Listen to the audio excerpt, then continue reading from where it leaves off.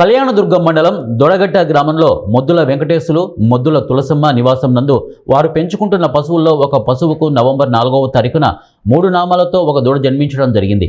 అందుకు ఆ దూడ వెంకటేశ్వర స్వామి ఆశీస్సులతో పుట్టిందంటూ ఆ దంపతులు సంతోషిస్తూ తిరుపతి దర్శనం అనంతరం గ్రామస్తులకు ఈ విషయం తెలియజేశారు.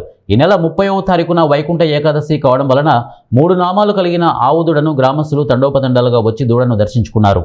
ఈ దూడ వెంకటేశ్వర స్వామి ఆశీస్సులతో జన్మించిందని వారు తెలియజేశారు. నమస్కారం. కళ్యాణదుర్గం మండలము దొడగట్ట గ్రామము.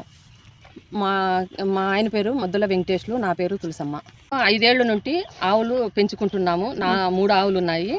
3 ఆవుల్లో ఒక ఆవుకి మొన్న 3 నామాలతో ఒక దూడ పుట్టింది. గ్రామ ప్రజలంతా వచ్చి ఎంత అదృష్టం అమ్మా నీకు, మీ ఇంట్లోన వెంకటేశ్వర స్వామి నామాలతో పుట్టినాడు అని చెప్పి అందరూ దర్శించుకుని వెళ్తున్నారు. ముక్కోటి ఏకాదశి అని నవంబర్ 4వ తారీఖున పొద్దున్న 12 గంటలకి జన్మించింది, మంగళవారం.